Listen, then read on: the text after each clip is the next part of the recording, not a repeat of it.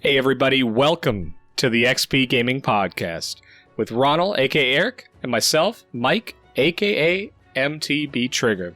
You can call us whatever you want, but at the end of the day, we're two dudes, some microphones, and we're about to talk about some games. Glad you're here. So this week, we're here talking about Classic WoW again. Because there's a ton of stuff coming up that you may need to get prepared for. You may not have an idea that it's coming, but it's around the corner. It's coming out next week. And there's probably some things you need to do to get prepared, or at least prepare yourself for, depending on what level you are. But before we dive into that, do me a huge favor. Go up to the top of the screen there, click that subscribe button. Does us a huge favor with YouTube when you do that. And then if you're feeling extra generous, we always ask that you also go down and hit the like button as well. Those two things combined help us get the video out there, get it in front of more people. And if you happen to be listening to the audio-only version of this podcast, because we're now live on Podbean, iTunes, Spotify, basically anywhere that you can get a podcast, we're now live there. Do us a favor, if you can, leave us a review. If you can't leave us a 5-star review, please tell us why. But more than anything, leave us a review, give us a thumbs up, whatever you can. That all helps us out tremendously, so thank you so much. So, as we're jumping into the topic here, first of all, Eric, Ronald, how are you, man? Doing fantastic. I've been enjoying some Classic WoW as things are progressing here towards Phase 2. Getting pretty excited for the next phase of this. Of course, BlizzCon just finished up. And really just enjoying the Arrested XP Guild on Thunder Fury. So, again, if you're playing Classic and you're looking for a home on Thunder Fury Horde, we'd love to have you. Hit me up, Ronal XP or MTB in-game. We'd love to talk to you.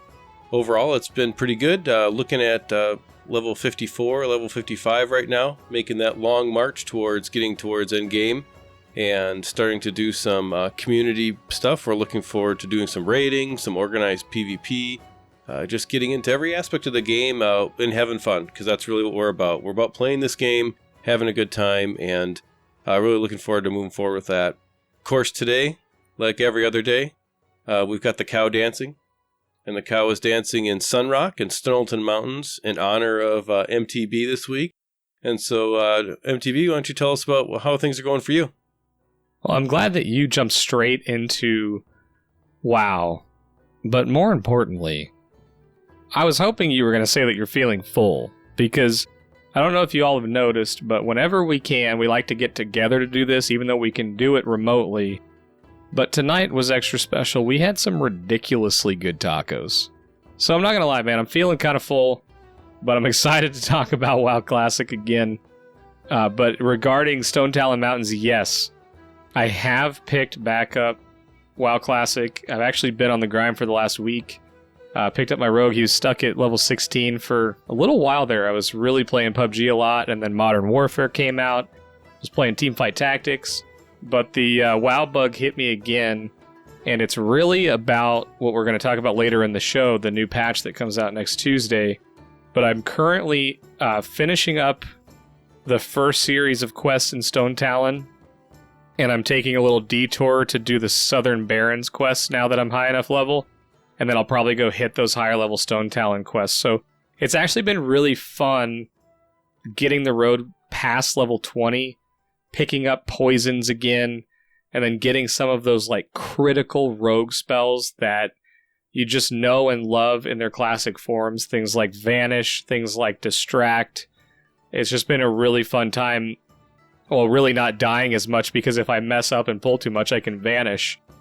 Note to self though, if you're a low-level rogue and you get Vanish, you gotta buy Flash Powder or whatever it is so that you can actually use the skill. The first time I went to use it, I completely forgot that there's a reagent, and I got stomped out by some elite that I didn't quite do enough damage to. So, good, and, you kick yourself on those, but overall, I've had a really good time getting back into WoW Classic after a couple weeks off.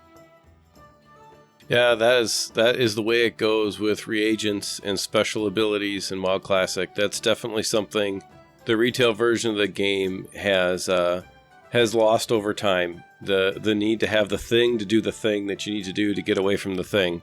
And so that's really funny you mentioned that, because I've also been training a lot of different skills as I've kind of gotten into the mid 50s here and tried to make some decisions based upon, kind of what the needs are in the guild, plus about kind of how I want to play.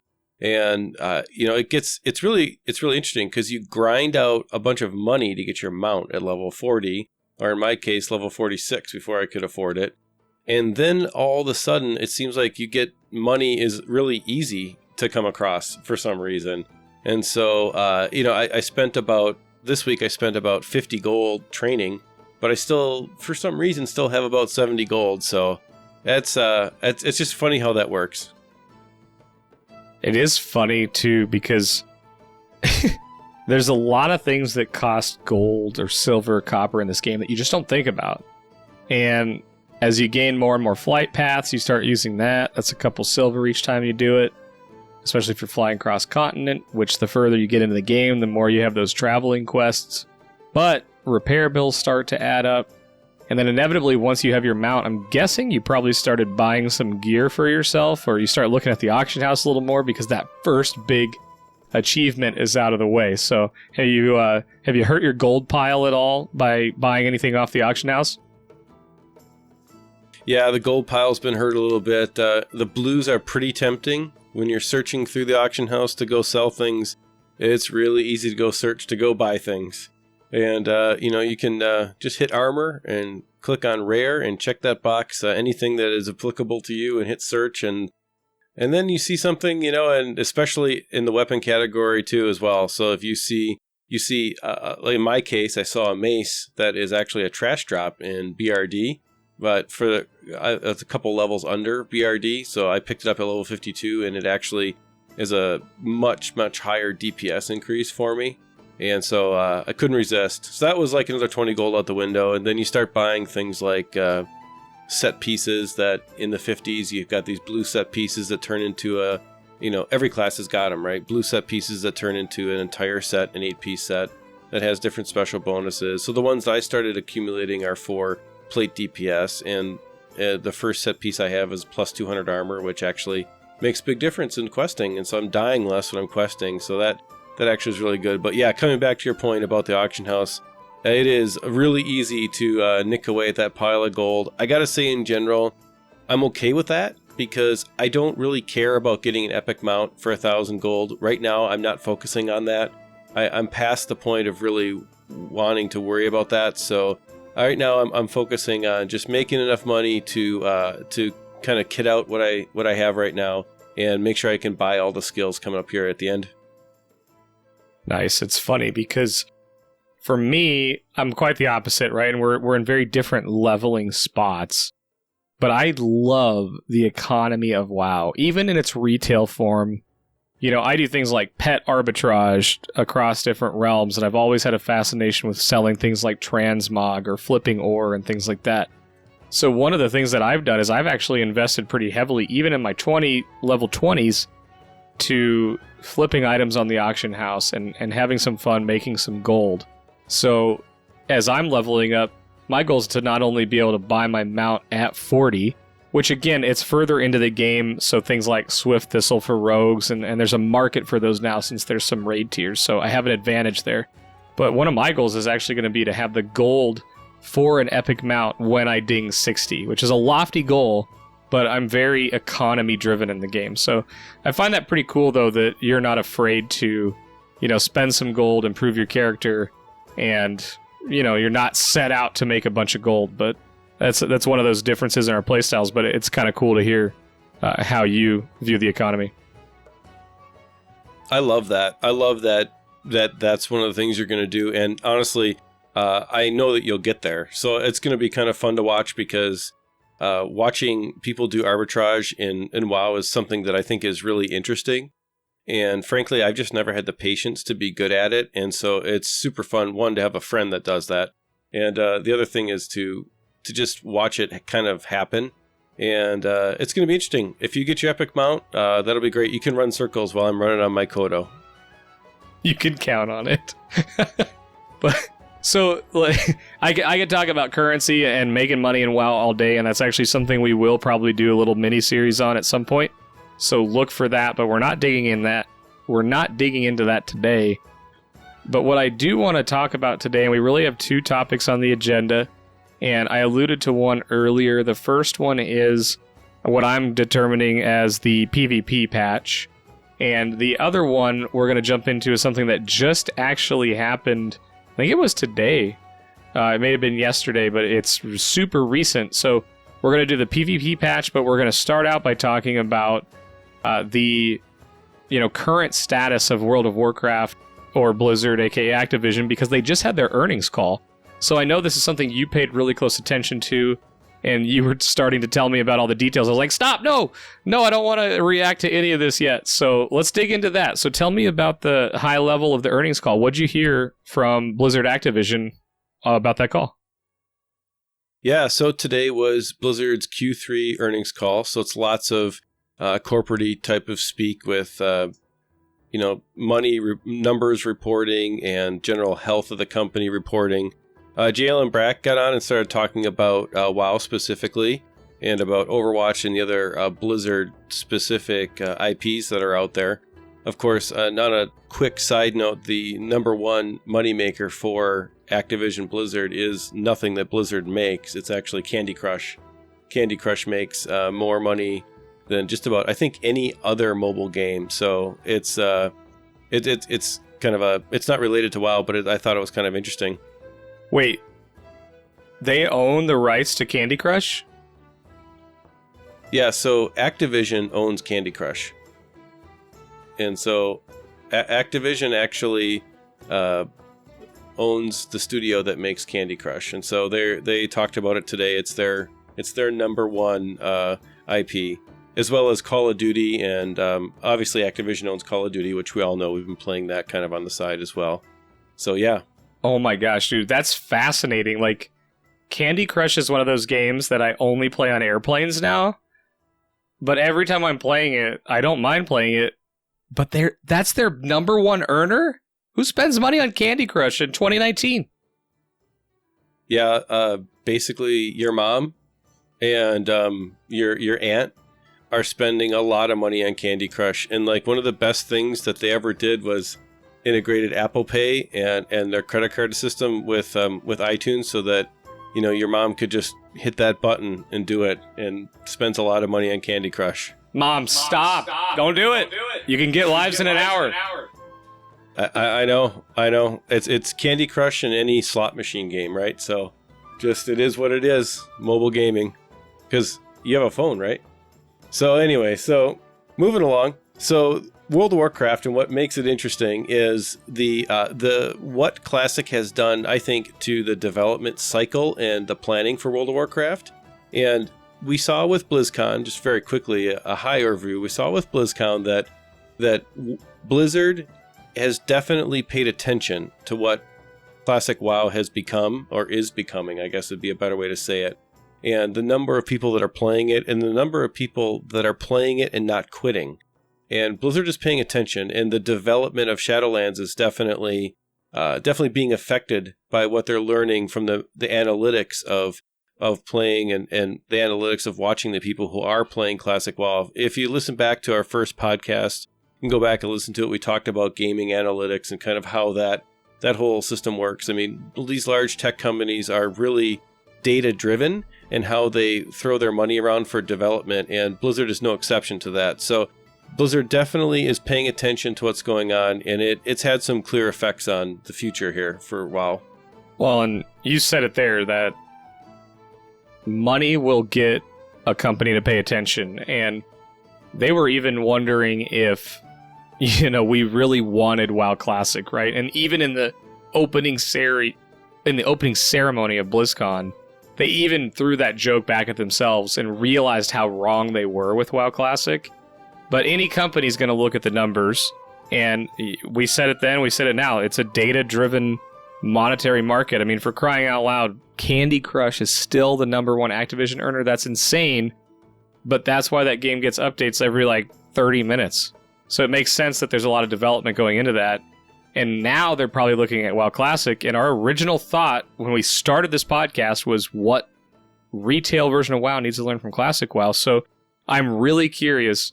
I know they talk about sub counts on those calls, and admittedly, I did not listen to this call, but I'm really curious about the World of Warcraft subscriber numbers because I know that's the revenue driver besides selling mounts and pets and stuff on the Blizzard store. So I'm guessing that was a pretty good topic for discussion. Well, if in the first episode, we made some predictions about how things are going to go. And again, I'm going to kind of tease. You should go back and listen to our very first episode or watch it on YouTube. And our predictions were mostly correct. I think that it's very easy for us to kind of just have a feeling that it's going to be successful. When you're a consumer of games, I'll say that, for as long as we have been, for better or for worse, you kind of get this feeling, will a game be successful, right? And we all try a bunch of different games because we like a bunch of different things. And a lot of us have played WoW over the years, on and off, and some people have been subbed for the whole time and played the whole time. And now, when you play Classic WoW again, it takes you back to almost a reset moment in your history of gaming, and you can tell, wait a minute, this was something that was very successful and launched an entire genre. And so I think that what's going on is that Blizzard is realizing, hey, wait a minute, we need to get back to what made us successful. And now the sub numbers are reflecting that. So what we're seeing is Blizzard never gives out real sub numbers. They haven't done that since Cataclysm.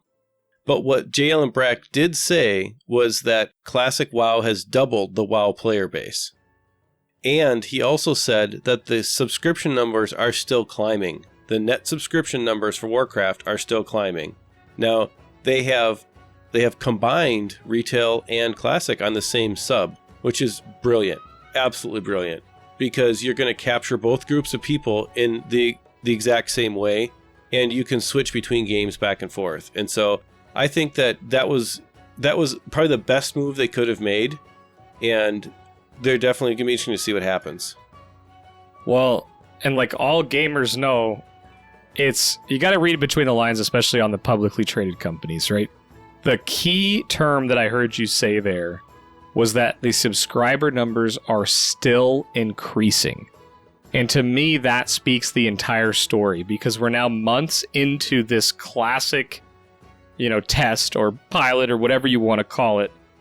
And certainly people have left, but the fact that more people are playing World of Warcraft in any form now than what they were last quarter even, after months of Classic going live, is a huge, huge win for Blizzard. But it's also indicative that this is not a fluke. This game is here to stay, and they need to pay attention because they're going to get some major retention figures out of this as well. And those numbers that hemorrhaged in years past, they've probably got a lot of people back, and they have a chance to keep them around. So they've really got to do some work to keep people in it. But look, we're a few days away from a big patch, and we're not going there yet. We're not going there yet, but I'm excited to talk about it. So I'm sure you have thoughts about this, the revenue discussion. Well, we could definitely talk about that for a long time, but I think the most important point to take, whether you're, whether you're in professional business somewhere or not, or you're not, or your take on gaming is positive or negative or whatever, but the most important thing you can understand about the way that large companies make investment decisions when it comes to gaming studio development, so the dollars that are behind the direction for Activision Blizzard, right? What they're looking at is the potential for return. On a very basic level, every dollar they spend, they expect to make more than $1 back.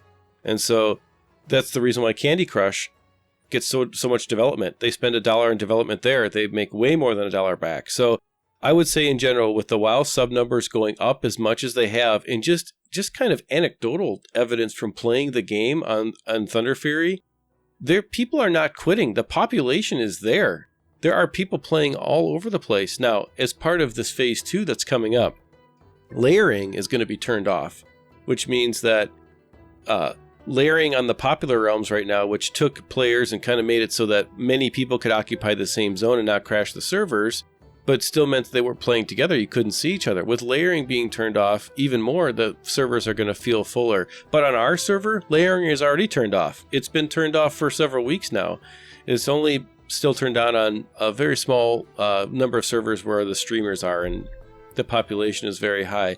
And speaking of the population for most of the realms is still at full or medium and high. There really are no low pop realms right now. And the popularity of Classic WoW, I think, is way beyond what they thought it would be. But now they're realizing that going back to the roots of what made WoW successful in the first place, and we've talked about this on our previous podcast, so go check those out. But going back to those roots is something they need to integrate into the game going forward. So you're going to see development dollars. So tying this back together, you're going to see investment in development dollars chase those concepts right now. And that's just going to mean the retail version of the game is going to get better. And they've already started to listen based on what they've said at BlizzCon. Right. And all of that matters. But this phase 2, right? And we kind of jumped right in, which is awesome. But phase 2 is the patch that's coming on November 12th.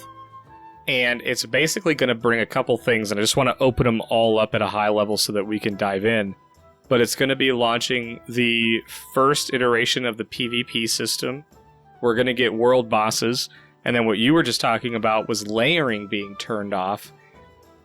It's going to be really interesting to see what happens, because the first large-scale PvP battles have really started breaking out because a lot of people are hitting 60. A lot of people are a couple weeks into their raid tier gearing. And there's the news out there about some 200 v 200 PvP battles going on. And with this layering getting removed, I'm a little bit concerned about all of the, negative feelings towards basically major frame loss, only being able to move 2 or 3 times during these large-scale battles. And I'm not sure if it's, is it a server thing? Is it phase 2 is also going to launch some new tethering so that rather than having layers, there's multiple servers working together? I'm just a little bit concerned that after months of Horde versus Alliance is very real again. It is legit real. That guy who ganked you in STV 32 times while you're trying to kill tigers, you're gonna be looking for him in between Southshore and Terran Mill. But if you can't play because it's so laggy, this is gonna kill it really quick. So I have some very real concerns about layering being turned off, because PvP, before they released Battlegrounds and everything, in the original Classic WoW, was nuts. There's literally just corpse after corpse after skeleton in between Terran Mill and Southshore, and it's not going to be cool if they don't get this right. Yeah, so you're 100% correct. I have my list of people that I actively go after. There's a few that have ganked me enough times that I go after them, and I'm sure I've made the list of a few other people too, because I'm not afraid to go ahead and slaughter some Alliance when it needs to be done. But I will say in general that, let me put my IT hat on for a second here, and I'm going to tell you that server tech has come a long way at a very general level, at a high level. What we were dealing with in 2005 and 2006 is infinitely less powerful than what we're dealing with now. One of the most interesting things that I saw about Blizzard and BlizzCon are some of the, what I'll call them, I like to call them beanbag conversations. They get these guys on the side, they talk to them about how the IT infrastructure for Blizzard works, which I think is fascinating. And in general, the way that you can vamp up server tech and capacity to take on different types of loads in games now is totally different than it was before. So I'm less worried about the game servers crashing because of too many people. I think what's going to be interesting is culturally, there have not been games that have been as punishing PvP-wise as WoW that have been so mainstream. And I think that it's going to be interesting to see how people who didn't play WoW ever react to such basically a very real PvP situation where, it's just you're in, you're dead, you're in, you're dead kind of a scenario in an MMO type situation. So I think honestly that's probably going to be more interesting to see how the community reacts. Well, and I can appreciate your technical background experience because I don't have one. All I know is if Blizzard messes this up, they're going to have a huge issue because there are so many people that are looking forward to this battle and what's going to happen that if it continues to be a slideshow mess, I don't care what the server tech is. I don't care what the problems are with it is. If we can't have 200 people battling it out in Terran Mill, there's going to be a problem because there's no battlegrounds, there's no instances yet. And yeah, I know that they redid the classic game, but this is the thing. If there was any one thing, right, and we spent an entire episode talking about what retail WoW needs to learn from classic. This is the thing that classic needs to learn from retail WoW. Retail WoW is extremely stable. For crying out loud, they do rolling launches of expansions now, where you don't even have to log out and the content just keeps coming. If they can't get the servers ramped up for PvP on a huge release that's centered around world bosses, layering turned off, this is massive implications because it's not going to be okay. I really think that this is one of the biggest opportunities that Blizzard has to solidify WoW Classic as a long-term mainstay in the gaming community. And at the same time that it's an opportunity, it could really be a huge problem as well. So I really, really hope they get this figured out because the initial videos I've seen are not promising. Do you think that they can... Do you think they have plans to fix this, to make it work when this patch goes live? I'm not as worried about it, to be honest with you, based on some of the things that I've seen while playing. So there's been a few times where I've been in zones that were extremely populated, and it's been okay. Also, too, the simple fact that there's queues is a good thing. That means that Blizzard's not letting the servers get overloaded. I mean, if you want to think of it in very simple terms, the server can support X thousands of players and that's it. So the queue is actually designed to make sure that your gaming experience is good. And so I'm not overly worried about like the zone crashing or whatever. I guess we'll see. We'll see what happens. I'm cautiously optimistic, I'll say. I'm positive just because I believe that the server tech behind it is quite a bit different than it was based on age. I'm also positive because I believe Blizzard very much understands that success in Classic WoW, which is ironic, but success in Classic WoW means another long-term chunk of time, 10 plus years probably, for success for the World of Warcraft franchise. And so I think it's all hands on deck for this one.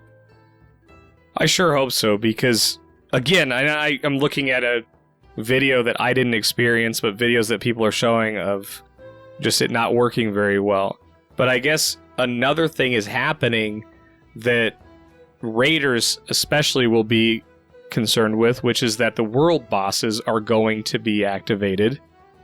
And we talked about on one of our episodes in the past about mob tagging. And for those of you that are brand new to Classic and you haven't ran into this on a very important target yet, the first party, person, raid, whatever the group size from 1 to 40 that tags one of these world spawn bosses, meaning non-instanced bosses, gets credit for the kill.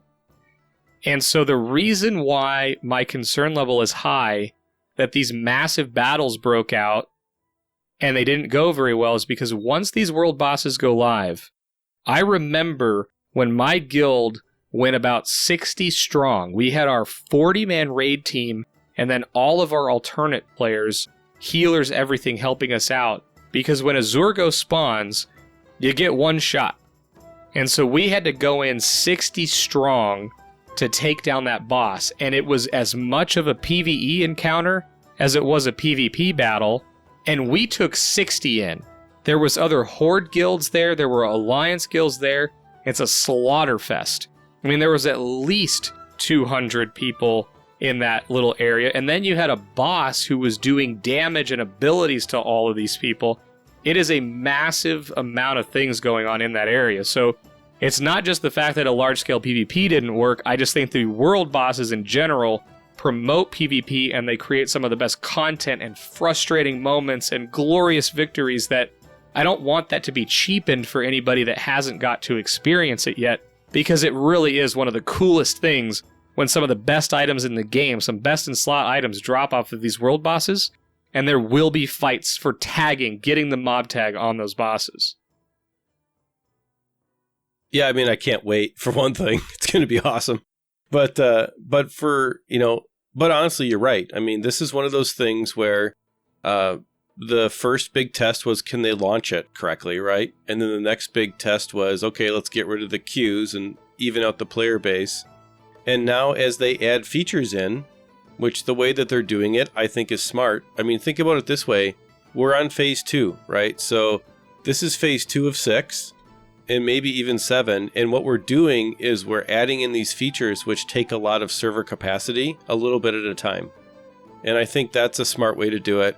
It's going to be fascinating, though. I mean, if you've never done a full-on world boss in WoW, and I would imagine a number of people haven't, because there hasn't been anything like this in the regular retail game in a long time. It is not only going to be a situation where we're going to be fighting over the tag of the boss. It's going to be a situation where guilds are going to be fighting over the tag of the boss. And what I mean by is you can bring 60 people, but if another guild brings 80 people, they're going to let you kill the world boss down to 30%, and then they're going to kill you and take your kill. And that's exactly how this is going to go down. And again, I'm going to circle back to my original point that there is an entire group of people that have never experienced world PvP like this, where the rules of PvP are dirty. It is dirty rules when you get the world PvP in WoW. Now, there's a certain group of people that love that because there's strategy in PvP, and so many games lack strategy in PvP. It's just, I'm stronger than you, I'm going to run around and I'm going to kill you, but there's a lot of strategy in organized PvP in WoW. So I think it's going to attract an entirely different group of people.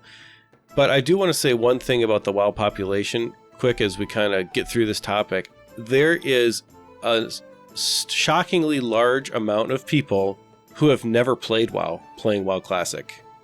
In our guild in Rested XP, we have players that they have never played retail WoW. They're just checking out WoW for the first time, and they're like, this game's awesome.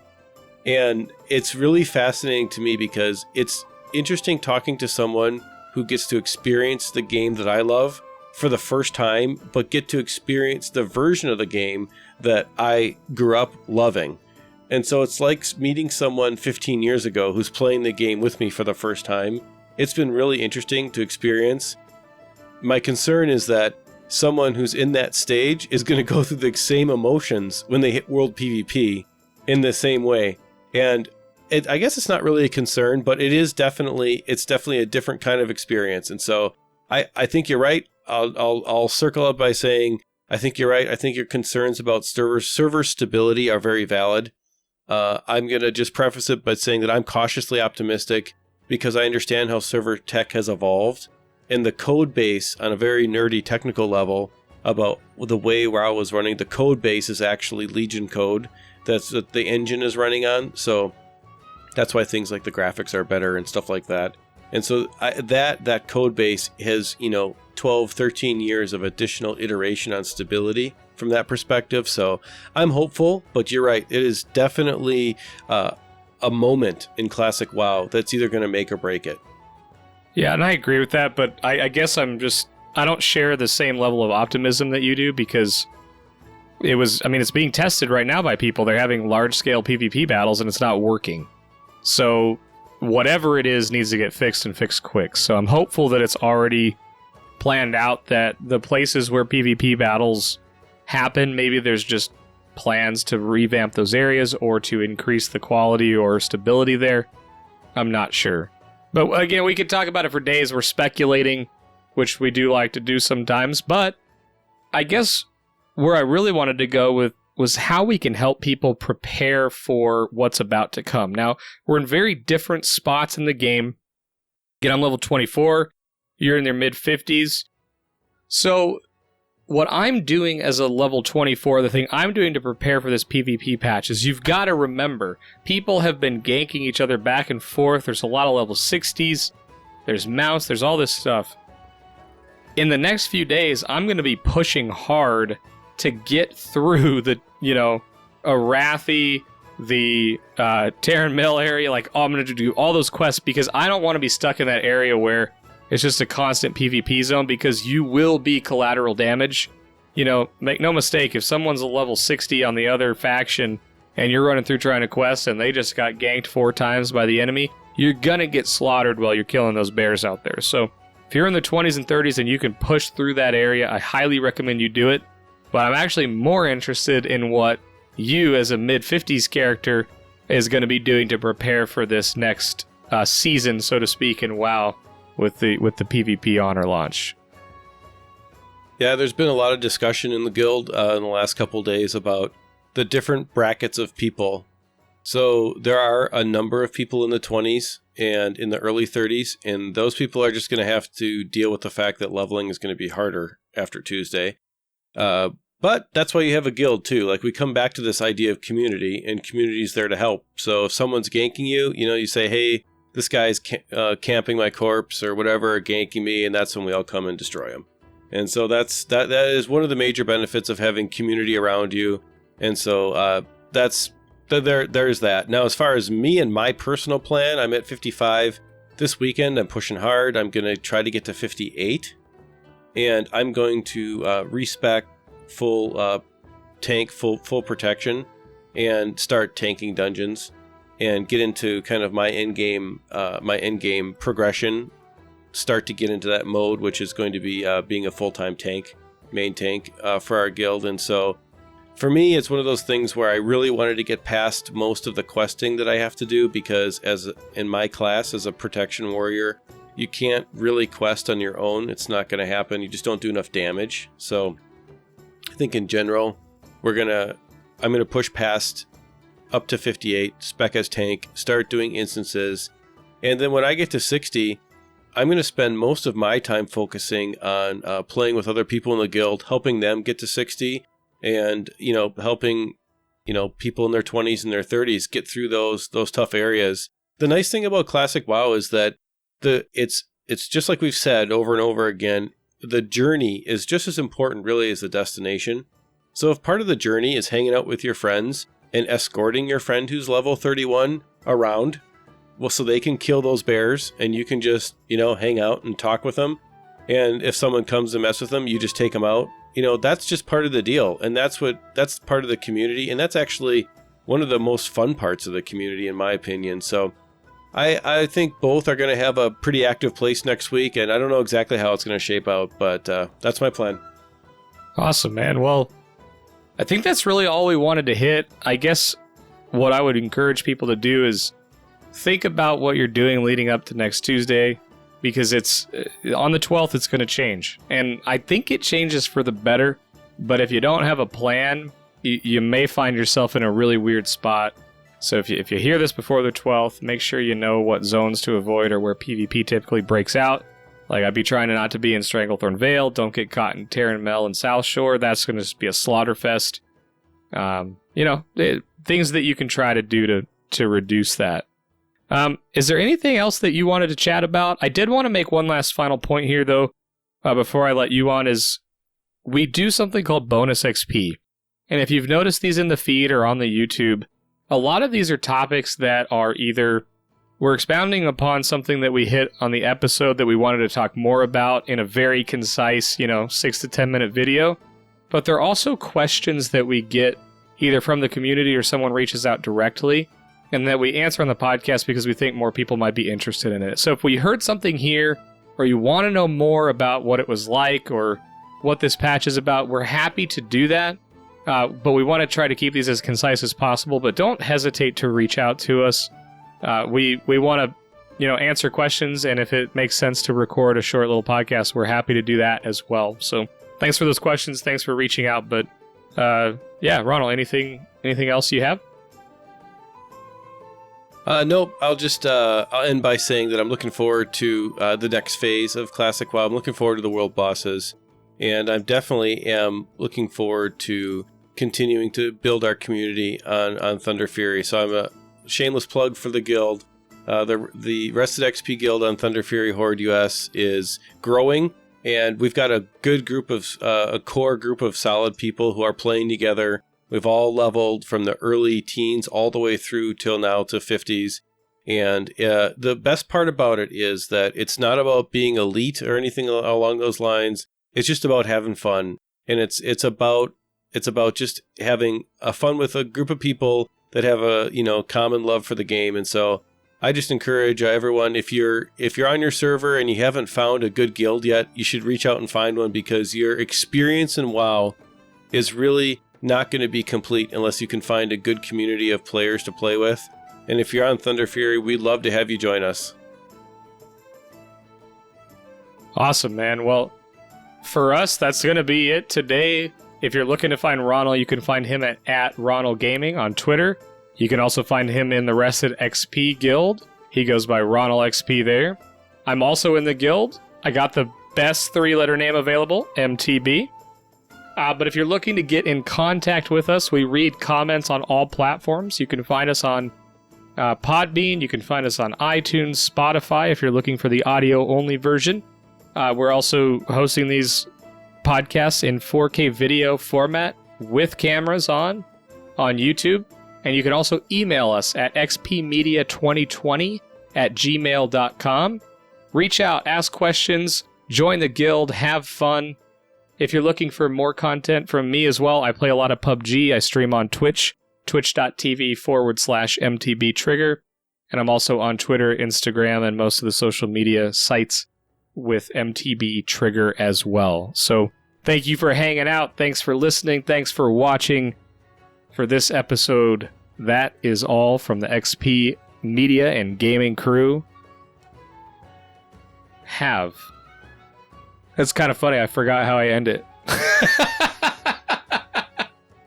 That's what happens when we do it this way.